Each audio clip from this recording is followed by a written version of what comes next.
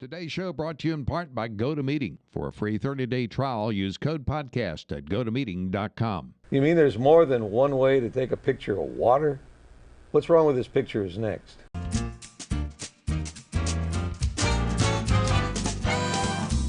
Hello, everyone. Welcome to another episode of What's Wrong with This Picture? And Dennis, there's another way? There's more than one way to photograph water? Apparently. Yeah. Water is interesting stuff. It is. Yeah, I mean, as far as photography is concerned, there's a lot of variations. You can do a lot of things differently just to get a different effect. And so what we know about water is that it, first of all, it reflects light naturally. Right. And we also know that most of the time in the pictures we take, especially out in nature, when we run into water, there is depth to the water, and there's something below the surface. Can't always see it because of the reflection, but there are ways to control that. So that's one of the things we want to talk about today. And the other thing that we know is that water is either still, as in a pond, right, or it's running and in motion. And so we can take advantage of that motion or the stillness in order to get certain effects within the pictures we take. Gotcha. See, I mean, you look at all the houses and people I visit and family members, and they either have a photograph or a painting, and water is the focal point. And so the painting can be, you can vary that as much as you want because you're the painter, but the photographs are really where it comes to life. Right. And when you're out there traveling, there's obviously lots of opportunity to photograph some really beautiful water, most of the time in front of mountains and other gorgeous nature-esque things. But first we want to talk about equipment needed, because this is in our outdoor photography series. So in this series of episodes, we'll cover a bunch of different topics, this one specifically being water. So if we are going to shoot water, not with a camera shoot it, what do we need to bring? Well, first of all, you're going to probably, because we're talking about DSLRs, you're going to have a lot of flexibility within your camera. So you're going to take your camera along and the right lenses for outdoor shooting, and that can vary. A couple of zoom lenses and a wide-angle lens or something like that. The other thing that you're going to do in shooting water in particular is it always is a good idea to have a tripod with you, because that gives you the ability to stay stable, even though you might be slowing your shutter speed down a lot. But whether handheld or on a tripod, the other thing that you want to take with you for anything outdoors that has to do with water is a thing called a polarizing filter. This is the weapon. Yes, this thing here, and I'm trying to see if there's a way to see it in the camera. Black isn't showing up particularly well, but in any case, this filter, you'll notice, is kind of dark, and it also has a rotating ring that you can turn either way, and as it rotates, it's really rotating one piece of glass in front of another in most cases. So now what we're going to do here is we're going to look at this ring closer, and I don't think you can see this, so you'll have to believe me.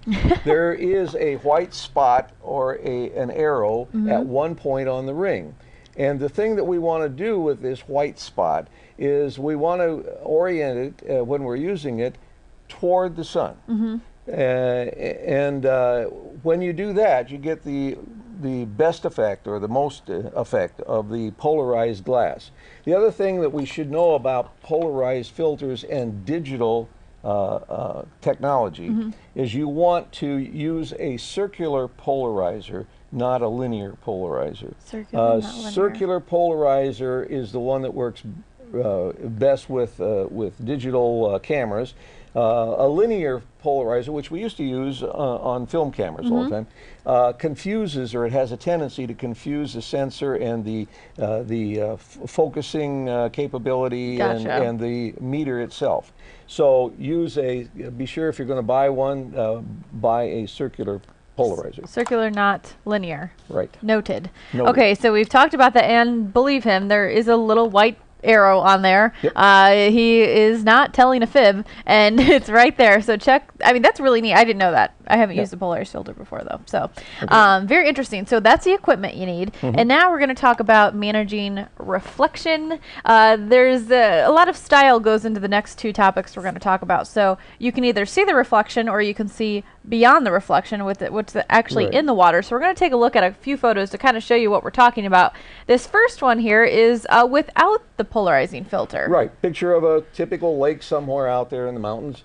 And what we normally see is what you see here, reflection of the sky in the surface of the water.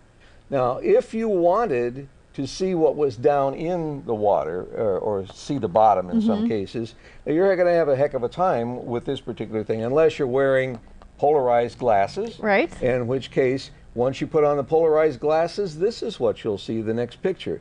There is stuff on the bottom. There are logs on the bottom. There's all kinds of stuff there. And the only thing that changed in this picture, I stood in the same place and I put on the polarizing filter and I took another picture.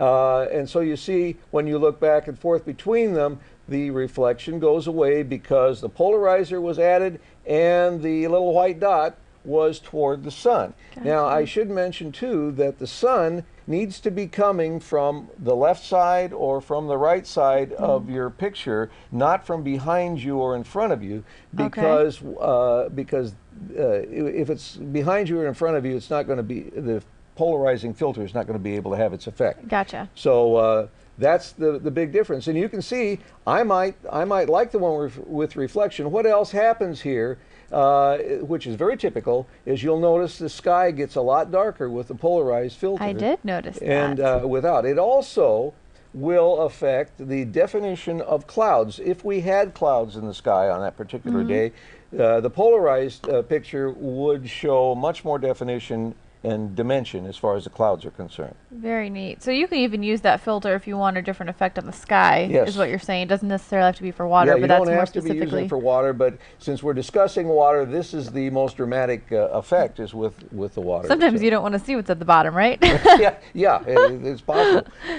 Here's another example. Here I didn't put a polarizing filter on because I wanted the reflection of the things that were above the water to be mirrored in the water. And so just by taking the proper exposure and then allowing the reflection to happen, I can't see down into the water, but I get this great mirror image of what was above it in the water. And the thing that's going to help that a lot is you have to have a day like this was, where there was absolutely no wind. No wind, nothing to move that. No waves, no wind, no ripples. Oh, it's beautiful. Water is such a fascinating thing because a very inexperienced photographer, and you probably do things, I'm assuming you do things way better than I have such a good time photographing with water around because it just makes things so much more interesting. It adds a lot to the picture. So now we're gonna learn a little bit more about water moves, doesn't it? Yeah, the other thing that happens is water does move. And when we see a situation like this, for example, where we have water rushing, we've got a choice. We can either slow down the shutter and let the water run through the picture so that it blurs, or we can speed up the shutter and stop the motion. Now this is a blurred. Yeah, there we go. That's a blurred. Okay. That's a blurred picture, that's the stopped picture. And if we go back to the blurred picture again, you can see that it just seems like a milky kind of flow. If we go to the stopped picture, you see the detail in the water, and oftentimes you'll see water splashing little beads of water in the air. Let's go on to the next one, and here is another example. Here we see a waterfall. This happened to be up in Yellowstone Park, but in this particular case I slowed or drug the shutter. I slowed it down so that I could see, let the water run through the picture while the shutter was open, and I got this blurring which kind of conveys or emphasizes the motion itself. Gotcha. And here's the next picture with that same look, but this time with the shutter speed much higher, and it allowed me to stop the water. So either way, you're going to get a nice picture. The question is, what do you want in the way of an effect? See, this whole discussion, we've talked before. I said it's all in what style you like. I can't figure out which one I like better, which is the great thing about digital cameras is you can snap a few or more of one kind and a few or more of another. And right, it's very easy to switch shutter speed. And to give you some guidelines, and I won't go into detail what each one of these pictures use, but I would say that if you slow the shutter down to a 25th of a second or less,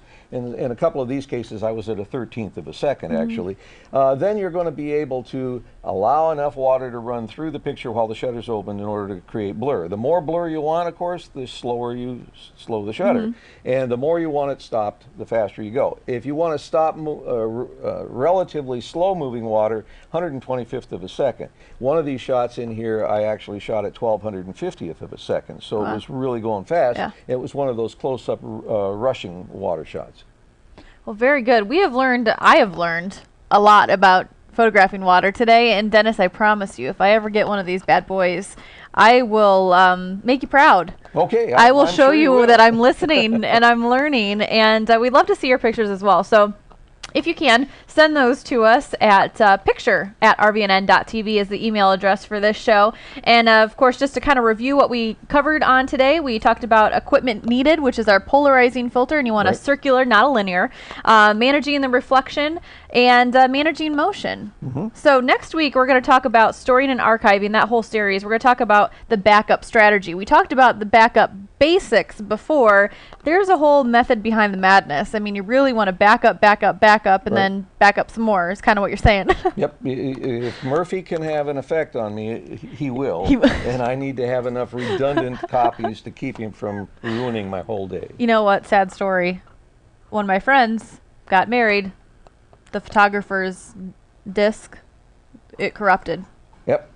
So it almost never happens. It almost it's frightening. All right, so be sure to check out that episode next week. And of course, What's Wrong with This Picture has its very own board on our Pinterest account. So go to pinterest.com/RVNN and check out all the fun that's going on there. Of course, you can circle us on Google+, give us a thumbs up on Facebook, and follow us on Twitter if you hashtag 3WTP3 number 3 WTP for What's Wrong with This Picture. You can join the conversation on this show and many more. Dennis, thanks so much for your infinite wisdom that you share with us each week, and looking forward to next week's episode. Me too. All right, see you next time.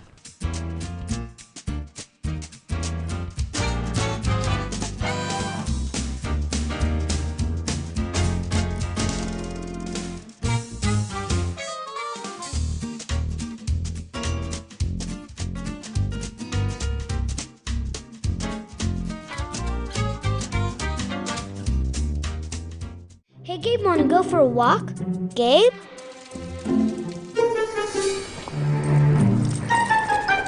Gabe? Gabe?